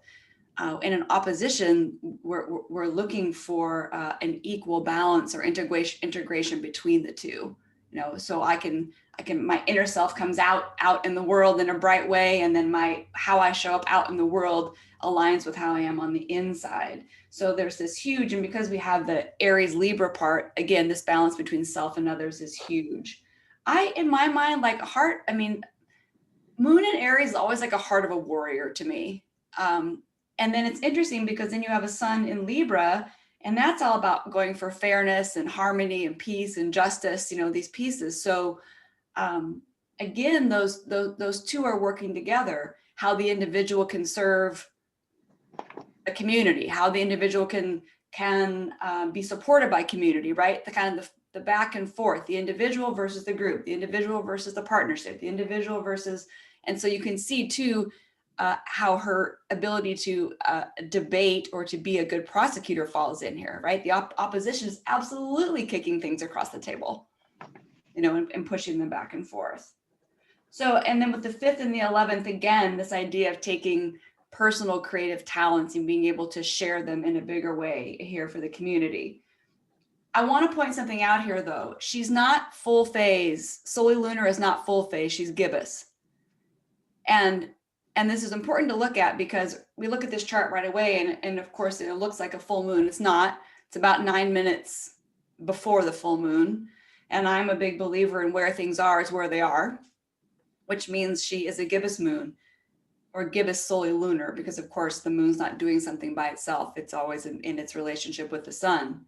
And I was looking back, for me, gibbous phase is all about overcoming an adjustment. You know, it has a very Virgo-esque energy to it, which again supports even more of this Pluto, Venus, Uranus in Virgo. And Rose, I think you talked about this extensively before. To me, the fact that she's born gibbous phase even adds to that. So for me, gibbous phase is so much about tweaking, finding the right methods, the right tools, you know, like doing what you can to make things right. It's all this, you know, adjustment, and there can be super tight mental activity that goes on with it, but it can come with great analytical ability, which clearly we know that she has. I just want to be clear that it's the fact that it's like 9 minutes away from full. It's like you're almost ready to like put the thing out in the world, but it's just not quite ready yet. It's like the last little finishing touches. And so there'll be, I'm sure, we can't talk with her right now, but I would imagine that somewhere like that feeling of always needing to get that last little piece right, which I think serves her really well, meaning not missing the details, right? Able to get the little pieces to work together, figure out the best tool, the best mechanism to make something happen. I think that full moon effect, you know what it feels like right before the full moon? You feel like you're going to pop. Yeah. Her whole life is a full moon. Think about that. She's in the world just like in this ultimate state of expansion, just empowered as a woman in the world. It never leaves you. You're born under those skies, right? And you're right, that it keeps her in that humility and it, you know, restates all that Virgo. Well, in a strange way, like as you were saying that, it's like it keeps you in a certain amount of tension. You don't get the release of the full. You don't get, the baby's not out yet. It's like That's literally like crowned, and it's like, you know, maybe exactly it feels right. like, yeah. So I'm just saying, for me, I pay such attention to people's lunation birth phase, because to me, it has such a powerful impact in how they can best live their purpose, which goes back to Dame Rujar stuff. But so for her, this being able to, I guess, tolerate that tension of being in that state, like you just described, Kristin, is well, huge. you know, for yourself, like as soon as the moon becomes full, 1 minute later, you're feeling better. Yeah, right? But she doesn't get that. She's like, it's like the air is starting to come out of the balloon. Yeah. Cool. Well, Kristin, I think that's all I have. If you can talk about Lilith, which is an Aquarius, which is just perfect. Yeah, so I'll close this fingerprint and wrap it up. And evolutionary astrology, not wrap the whole webinar up, just this fingerprint. But in evolutionary astrology, we look to repeating themes always. And there are so many here. And you just shared another one, Tara, because she has Pluto, Venus, and Virgo. Pluto and Virgo, Venus and Virgo, Uranus, as we were discussing that conjunction, which is so important, squaring the nodal axis. So repeat to the max. There's maximum pressure here all the time, maximum emotional pressure to evolve with, as you mentioned, the sun, moon opposition and the gibbous opposition. So when I wanted to also share here that in evolutionary astrology, Jeffrey used to teach that the house comes first. So when you do put the moon, woman, in the 11th, it's that Aquarian vibration is equal, if not more strong than even the Aries. I mean, it's just kind of like what house is your Pluto in? And so that's extremely important as part of this chart. We've got Saturn in Aquarius retrograde conditioning every other planet in the chart. So that means every single planet in that chart is infused and wrapped. The bones and the skin of every planet is Aquarius. So there is actually immense Aquarian energy here, not to mention Pluto conjunct Uranus, and same with Venus. So repeating themes all over the place. Original Lilith is an Aquarius in the 8th house. Again, this maximum pressure to evolve and to empower herself as a woman in the world. She is one step ahead. Sol was talking about being very intelligent and being smart, like outsmarting others, being innovative, coming in through the side door, even emotionally disconnected in such a way that she can, be a prosecutor. And as I said, be one step ahead so they don't see you coming. They don't see you coming with that final hammer. And so she's a woman in a man's world, and she has come here to reclaim not only her power, but to help other women as a minority or just as simply as a woman in the world to reclaim your power. You may not be as strong physically as a man, but you can intellectually do what is necessary to move into a position as she has. And I hope to God that nothing happens to put her in the seat of the ultimate power as president, but she's one step away. It could happen in her lifetime. With Uranus through progression, transiting Uranus, trining her natal Uranus, her Pluto, and her Venus. That could happen. So anyway, back to her original Lilith. She was designed, her feminine fingerprint as a woman in the world is absolutely to carry that, that vibration that leads the consensus forward, that breaks old paradigms, that helps people think differently, outside the box, and being willing to take the lead. That moon in Aries in the 11th house, trining her Mars in Leo, being a voice for change and having the courage to do whatever necessary to make it happen. With her North Node in the first house on the ascendant restates that repeating theme. So I have to say, this is an exemplary chart for the Aquarius archetype. We are now in 2021 is so radically different than 2020, and it will continue to morph, especially as Pluto ultimately enters the sign of Aquarius. Right now, also, we have Saturn in Aquarius, which is where Kamala's natal Saturn sits. So those are my thoughts on Lilith in Aquarius, just restating all of these themes that we're seeing here today. Awesome. Thank you for all of that, ladies. And oh, we probably do need a break from all this seriousness. So please give us some of that. I sometimes feel like I can probably crack jokes at the most uncomfortable time, like when people are like I can make jokes at the wrong time. I know that. So sometimes I feel like coming in with a bunch of memes right after we've had a serious conversation about something might feel a little inappropriate.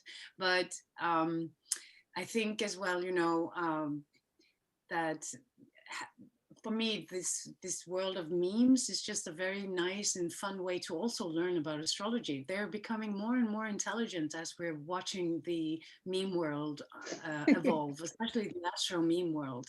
It used to be just like on the signs. Now it's like, when your Venus is in Pisces, then you have this and that and blah, blah, blah. It's like, it's getting specified now. And it shows that there are some nice and fun and educational perspectives going on. So this time around, I wanted to share some memes with you all. And the first one, thank you. Oh my goodness. Well, it was not today. Someone just had a birthday.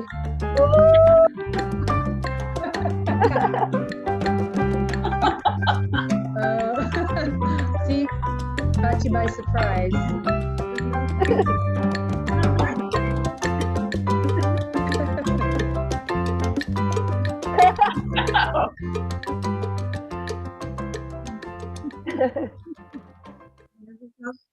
Happy birthday, Sol. Happy birthday. Happy birthday. Finally, 1 year closer to death. All right, Aquarius. This is just the most brilliant thing I've seen online. Did you see the whole series? Yeah. Oh my God, these are so cute. Yes. Oh. One is like, I'm like, that's so me. I have a lot to say. Because, and I think one of the things that really identifies the creative potential with Aquarius in its fixed nature is that you can get really isolated in your own little mind and have, you know, people ask me what podcast I listen to, and I just point to my head. Completely uninterrupted, and just go la la la la la la, you know, into my little podcast thing. And sometimes, and it is a challenge when I'm supposed to be in dialogue with people, because I end up very often doing a monologue. It's like, now listen to my monologue, and it can be a one-way street to actually talk to me, and I'll do the talking. And so when I saw this little thing with this Aquarius on top, it's like, oh, it's not just me. It's like there are other Aquarians out there as well who do the monologue thing, you know, like you better have some popcorn because I have a lot on my mind right now. So yeah, this is a woman who actually, you know, we know Paris Hilton. She's actually she can sport a Venus in Aquarius, and well, you can't just erase people out of your lives. And she's like, well, watch me do it, you know. I can't, really, I can't, you know. And we talked about that when we had the panel for the Aquarius, is that the disruptive nature of Venus in Aquarius, it's relating, and then it's not relating suddenly. It's the experts in friend zoning, for instance. When you friend zone somebody, it's like, my goodness, you friend zone me, you know. That feeling is like when there's this chilly distance from the romantic vibration of something, and you're suddenly back in the platonic friendship energy, and it's so noticeable.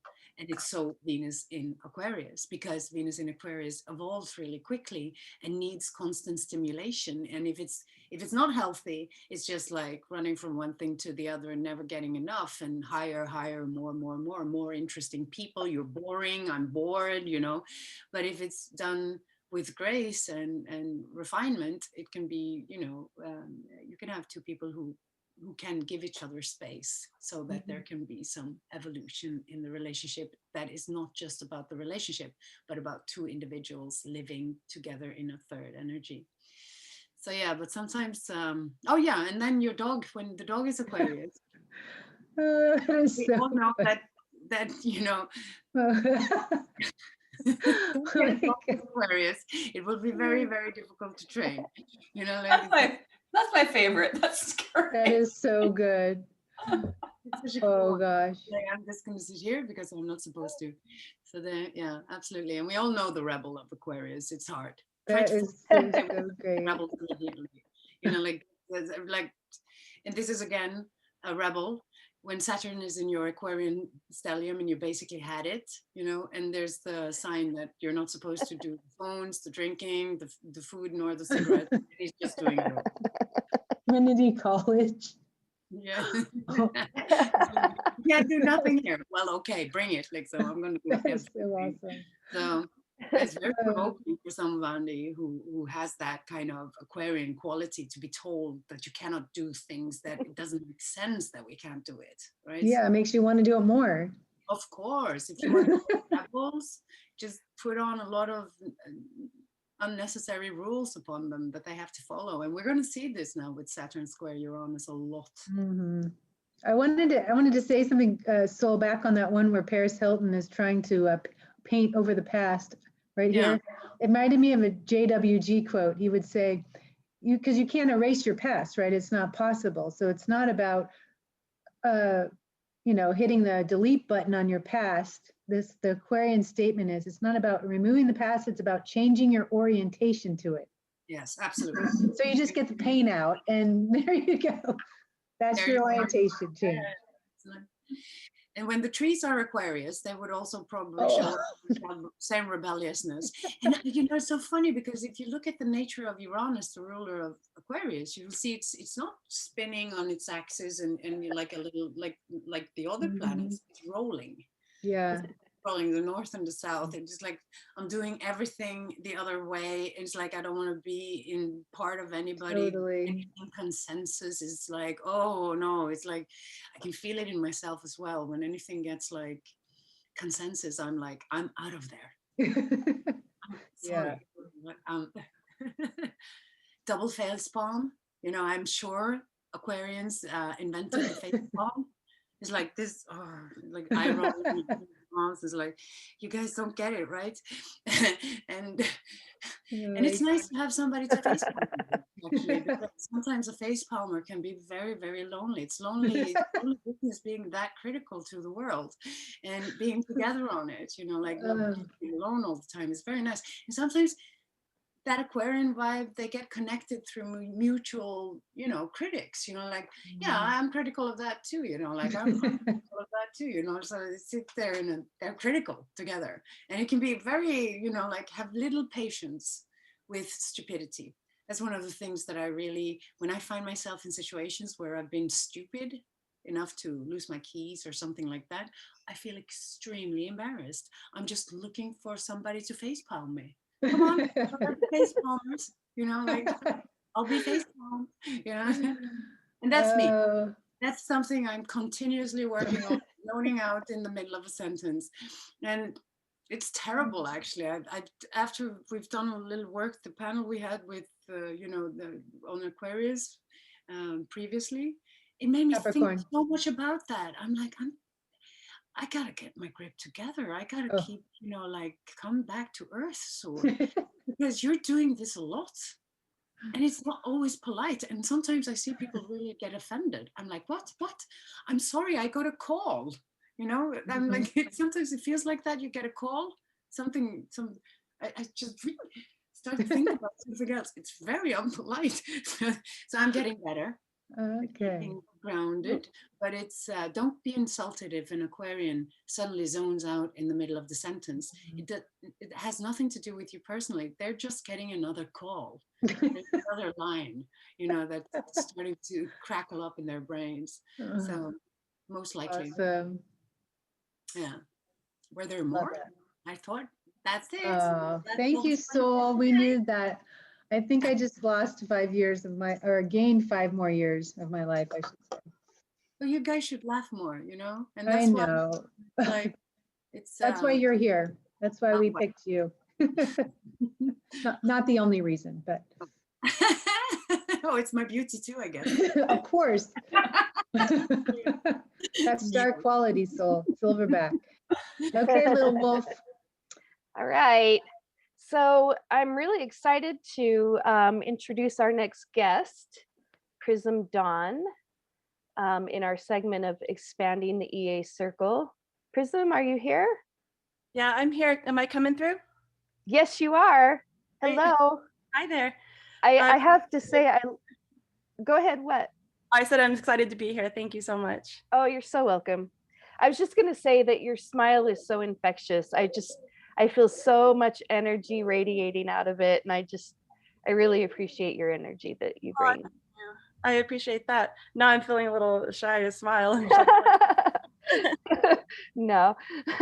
So, you know, how did you find EA? Well, it's funny. I was thinking about that question before the show, and it's kind of a cliche, I understand, if you say like, oh, I didn't find EA found me. But it truly it truly did happen that way. I was always called to the sky when I was a little kid. I grew up in the plains with huge skies and lots of stars, and I spent a lot of time kind of losing myself in them. And there was always a natural kind of inclination towards the stars and toward astrology. It was an interest that I never quite picked up.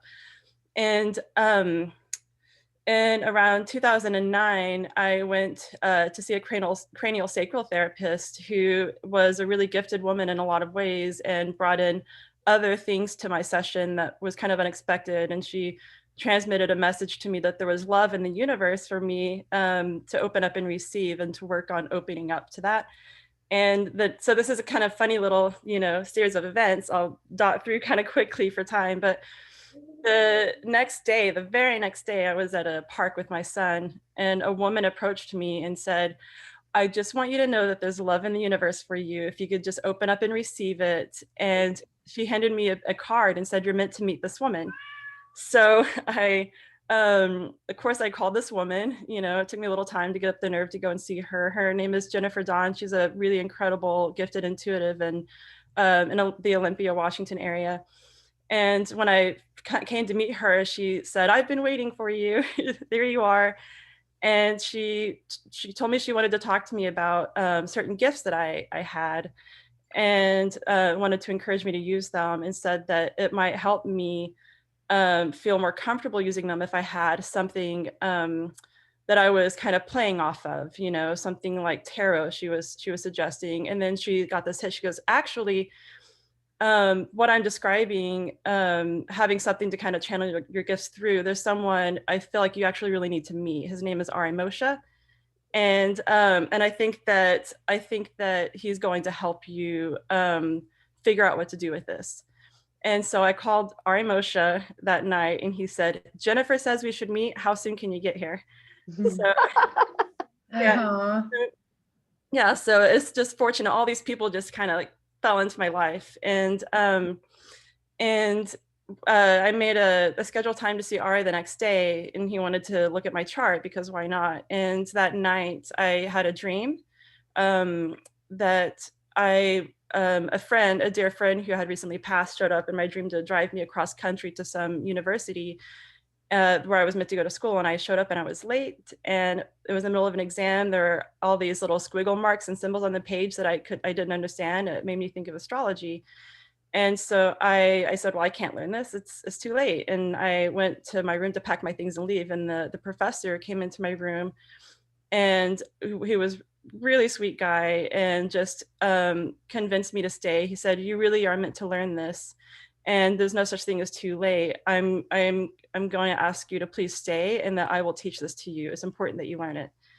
And I decided to stay. So the next day I met with Ari, and within like 5 minutes of getting to my chart, he kept saying, "I really think you need to learn this. I can teach you." And after about the 10th time of him suggesting it, I said, "Do you feel like you're meant to teach this to me?" And he said, "I do." And I told him about my dream, and I said, I think that I was maybe primed to say yes. I'm not going to overthink it. I'm just going to assume to go in this direction. And when I told him about my dream, he listened very, just very patiently. And after when I was done, he said, "Can I ask you to describe the man in your dream?" And I described him. And he pulled up a picture of Jeff Green and showed it to me and said, "Was it this man?" And I said, my mind was blown. I said, "I can't believe that was the man from my dream." "Yes." And I said it was a slightly younger version, but it was definitely him. And he said, "Yeah, when Jeff comes to me in my dreams, it's always a little bit younger of a version." But Ari went on to explain to me that the night before he committed to going to the School of Evolutionary Astrology, he had the exact same dream verbatim. Oh my goodness. Yeah, cross country to a university, late, in the middle of exam, symbols. He tried to leave. Jeff showed up, convinced him to stay. So if it wasn't all, if all of that wasn't going to make it easy for me to decide what to do, then I don't feel like anything could have gotten to me at that point. It was a clear yes. And so I've been opening to this work ever since. And it's just been really, really profound for me. I've been just incredibly grateful too, because I sometimes don't think to seek things out on my own, and I've just been grateful when spirit comes and kind of hits me over the head. I have chills all over my body. I know.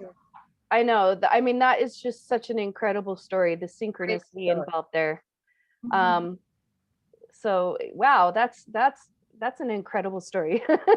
So short version. I hope I kept that succinct enough. Oh, sure. No, you're fine. We want to learn about you. We want to hear this.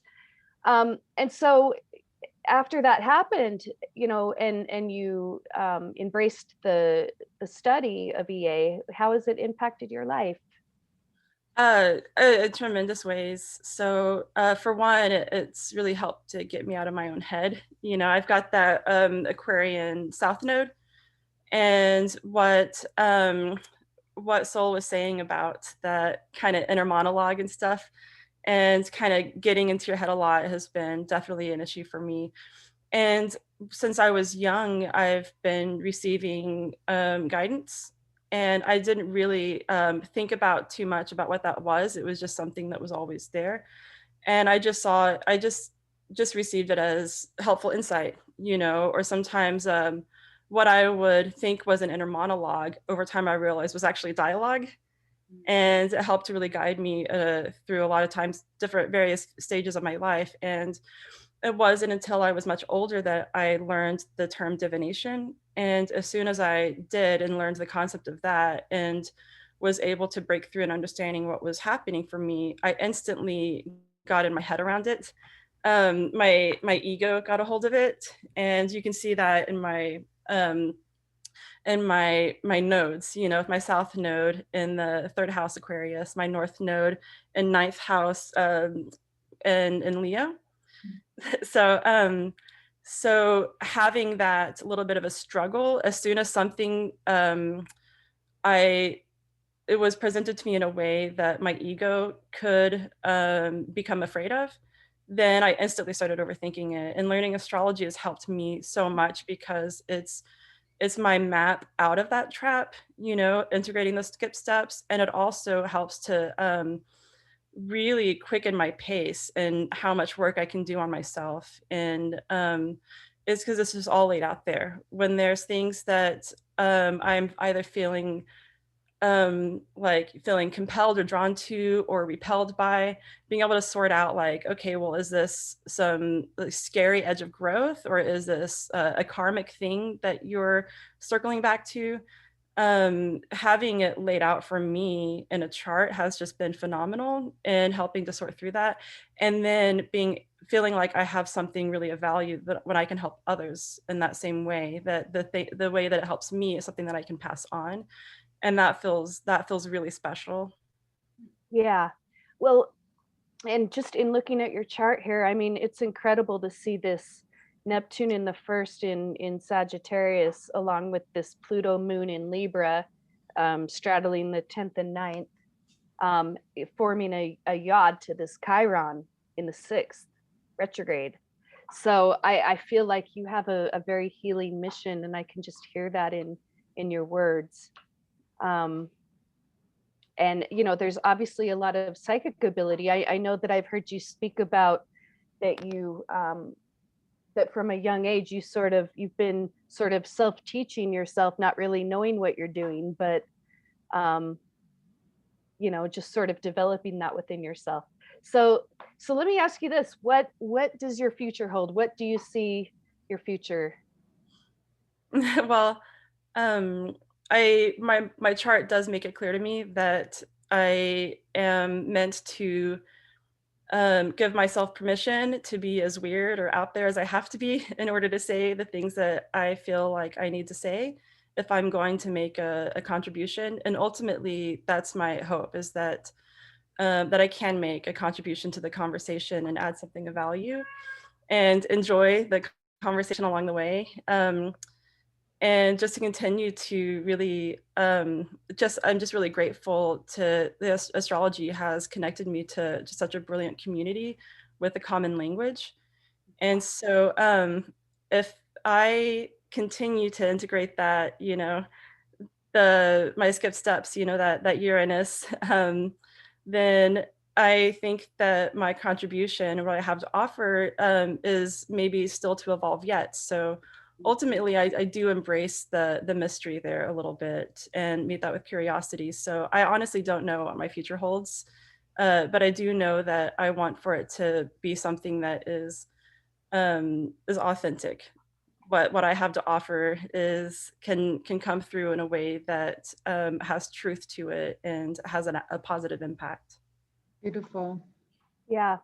And I mean, as you're saying this, I'm just looking, you know, when you're referencing your Uranus squaring the nodes, and that you hope that you can play this particular role where you can give something of value. I mean, if Jeffrey Wolf Green is showing up in your dreams and you're getting repeated messages, you know, and here you have Uranus in Scorpio, which is the epitome of evolutionary astrology.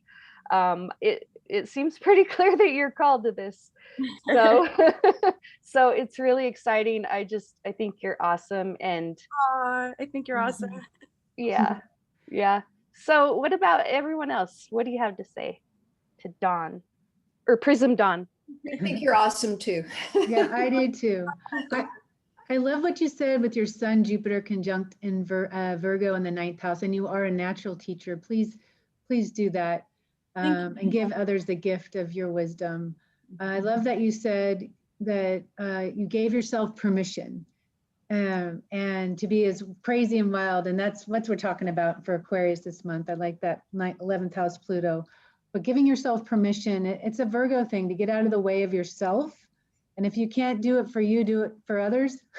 I always say, if you don't love yourself enough, love others enough to get out of the way of yourself, and then, it can happen that way. So you have a tremendous chart for doing this work, and an open channel to receive that kind of powerful guidance from those invisible forces. So, take that ball and run with it.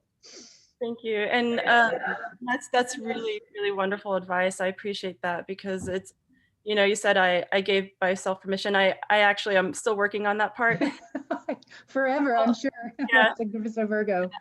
But also with North Node and Leo, to me, it's like, take up your space. Do you know what I mean? Like, you deserve to take up your space. And especially in the 9th house, that space is bigger than you imagine that it is, like a space that's you. So I always feel that way about Leo. It's like, you don't have to be this size if you're really this big. You can have the whole space. Yeah. I'm working on that too. Thank you so much. And I wanted to share too that one of the most important things from my point of view that you can bring to the work is validating self-authenticity, that whatever gift you bring is authentic for you in the ways that you're designed, that your natural design is meant to manifest. So as you were saying, breaking down those barriers and giving yourself the permission to do that in whatever way feels most natural for you, Jupiter, Sun, Virgo in the 9th house. Ultimately, with that can set in terms of attraction for others, setting long-term seeds for others, in terms of astrology potentially being a language. South Node in Aquarius in the 3rd trining your Pluto. It's just all right there in the chart. So I could not be happier to hear your voice. Thank you so much. Thank you. Thank you so much. Okay, well, so thank you, Prism. It has been just such a joy to learn more about you, and thank you for sharing yourself with us today, and we look forward to hearing more of you. Yes, Definitely. thank you. I'm honored to be in your company. You women inspire me from afar, and it's nice to receive that that special support right now too. So I appreciate you all. Thank you so much. Absolutely, you're welcome. Okay, so I guess we're gonna move on to movies. Deva has an incredible movie that she's going to share, which I did happen to watch the whole series in, I think, a day. Yeah, me too. It was so good. So I'll turn it over to Deva. Okay. I think I watched it in one day too. I could not stop watching this series. Yeah, so my pick for the movie for Aquarius is the Netflix series called Away, and Commander Green.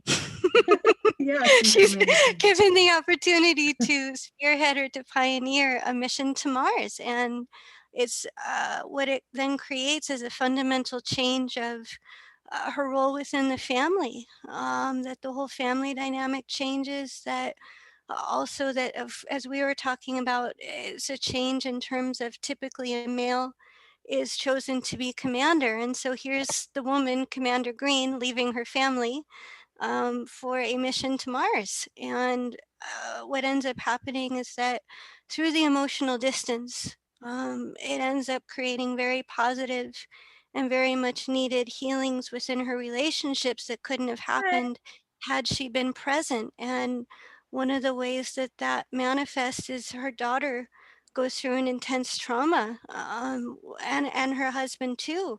And there she is on Mars, unable to physically be present, the intense emotional stress.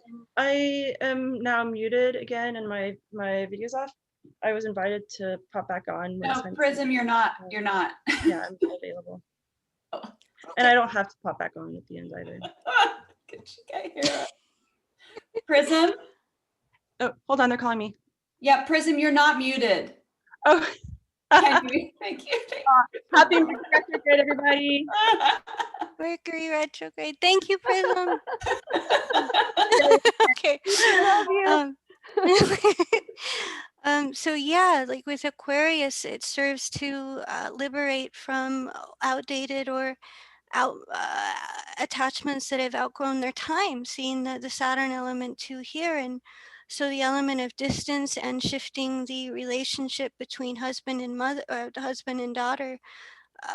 And one of the letters that she writes to her daughter while she's on this trip is, I know it's difficult for you right now because I can't be there, but I'm still both your mother and your friend. And I know that you can make it through this even if I'm not there with you right now. And so it creates this absolute breaking free, this absolute liberation of, again, severing of emotional attachments that were creating a non-growth or static situation, and breakthroughs that her daughter, through that distance, is able to individuate in her own right, find her own courage. So it's like this really Aquarian dynamic of shedding of old skins. And from my vantage point, it's like seeing the opportunity within trauma. Within every trauma, there's an opportunity for liberation and an opportunity for transformation. And this series, from my vantage point, really highlights that through the dynamic of change and through the dynamic of at times distancing yourself, very Aquarius, from what no longer serves. Liberation and deconditioning can become highlighted rather than re-experience of trauma.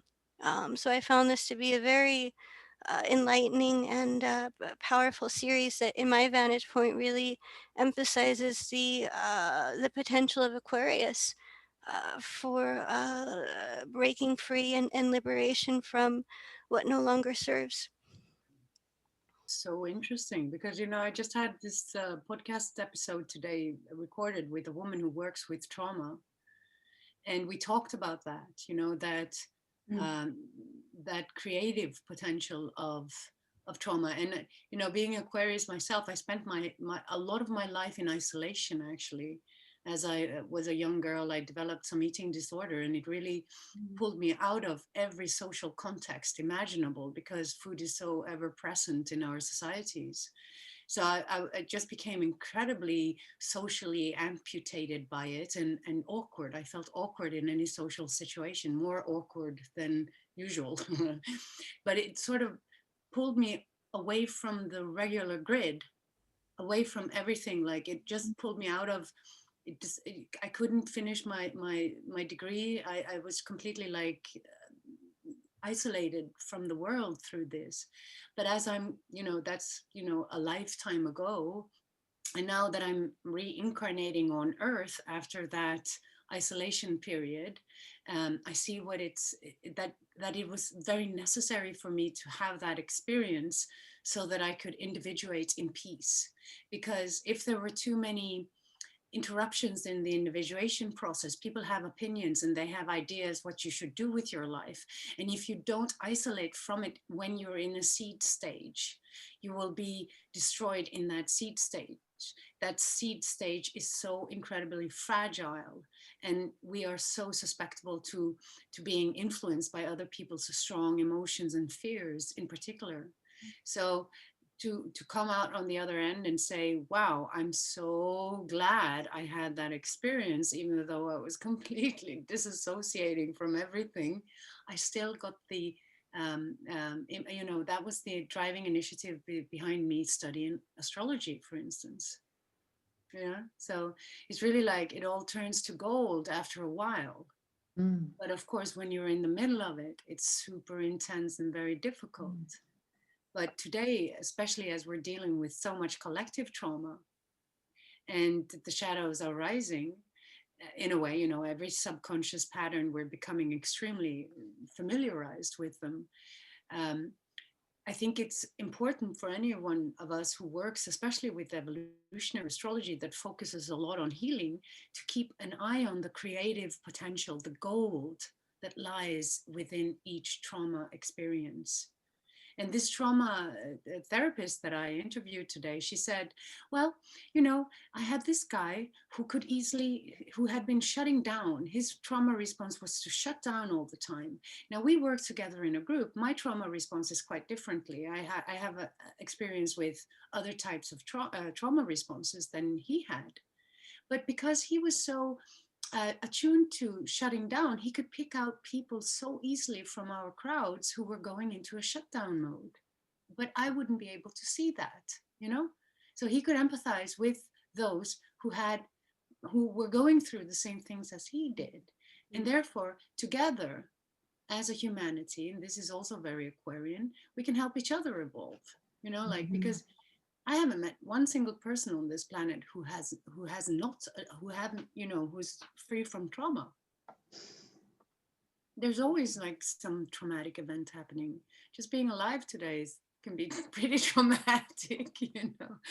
Watching the news, oh my goodness, wow, you know. So, you know, so I think, you know, that's so important. I'm definitely going to watch the show. Thank you, Deva, for the good film advice. I'm very, now I know its quality, so now I can watch it. You won't be wasting my time. That's very important for Aquarius. Do not waste any time. High quality all the time. It is. It's high quality. Okay, well, we're here now, finally rounding the bend and closing this wonderful webinar. Thank you so much to everybody who was a part of it.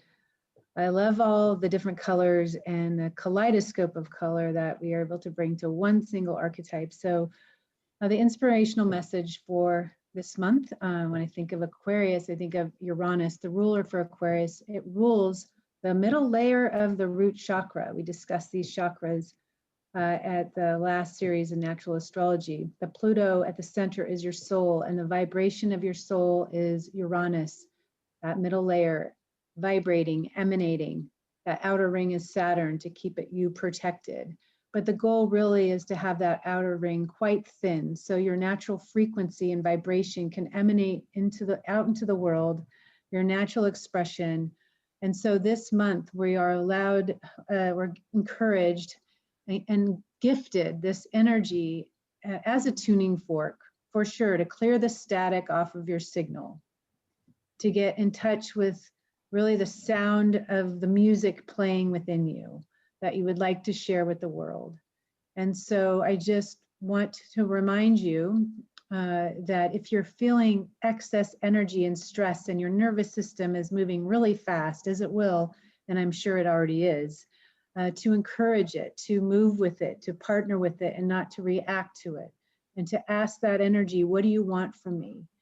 Earlier before the show, Soul said to me, with all of her Aquarian energy, being that she just had a birthday, it's even too much for me, I think, at times, but I'm learning to channel it. And that is the word that we all can benefit from this month, to harness Crystallian style and to channel that energy in a direction that you can imagine as being a transformational expression of your soul.